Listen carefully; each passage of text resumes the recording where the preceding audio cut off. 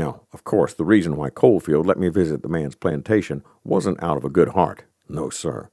It was on account of the greed that filled him, the same kind of greed that brought me to be owned by him in the first place. He wanted me to become good friends with the man's overseer, the man he said he wanted me to grease.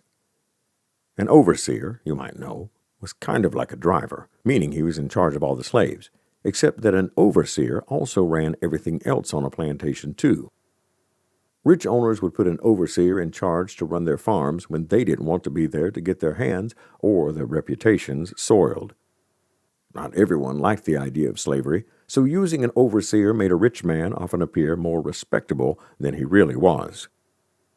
The overseer of that plantation was an old Irishman named Scotty McCrae, who I'd become good friends with over time. McCrae was a stout man with fire-red hair, a nose shaped like a walnut, and cheeks that blushed out red like his hair whenever he laughed. When Master Coalfield learned that we hit it off so well, he said he liked that I was friends with the Irishman and let me spend some amount of free time there. Then, once me and McCrae had become fairly close, the master would have me to make deals for him where he could borrow some of McCrae's slaves during the picking season when we didn't have enough hands to get everything of ours picked on time. In turn, my master would send him over some of that fine-tasting elderberry wine and bottled spirits that McCrae loved so much. It seemed to work out good for everybody, and none was worse off because of it. McCrae told me one day that he wasn't always the overseer and that he'd had a hard time of it in days gone by. Said he used to be what they called an indentured servant. But when he explained to me what an indentured servant was, I told him it sounded a whole lot like being a slave to me.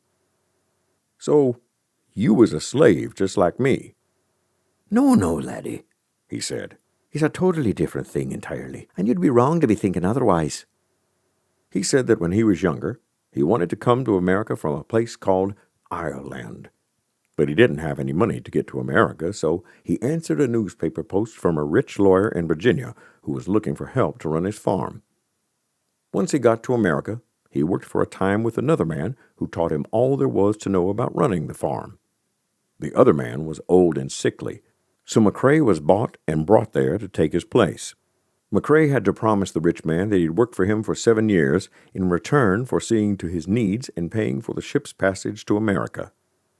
The Virginia lawyer died from poor health, and a rich banker from up north bought the plantation, lock, stock, and barrel, which included Scotty McCrae. When I told him that it sounded like he was no different than a rented slave, he insisted that he was not a slave. I asked him what the difference was between him and me, besides the color of our skin. "Did you get paid any wages?" Well, no, not really. "Did you come and go when you wanted to?" Not so much so, but "Could you go to work for someone else?" No, but "Could you get married and start a family if you had a mind to?" No, I could not do that, but you're missing the point here, lad. "Sounds to me like you was a slave, just like me." No, I was no such thing. Don't you see, lad? Why, it's as plain as the nose on your face. The difference between us is that I knew that one day I'd be a free man. Free to come and go where and whenever I wanted to. Can you see that? "But you're still here." Well, yes, it's true that I'm still here, but I could go if I had a mind to, and that's what makes me a free man, Rastus. I have nowhere that I want to go, so I don't go there as often as I don't want to go, because I'm free. Can you see that now? His contrary words wounded me on the inside, because I knew that he was right. I didn't know then if I'd ever be free to go here or go there.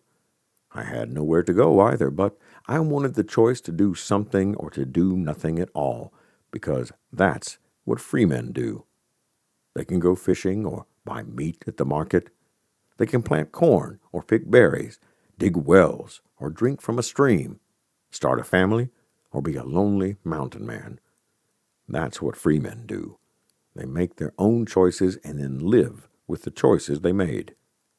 I longed to be as free as I was on the front porch with Miss Owens, free to have my own dreams, or to have a lot of cats and warm pie with a friend on the porch.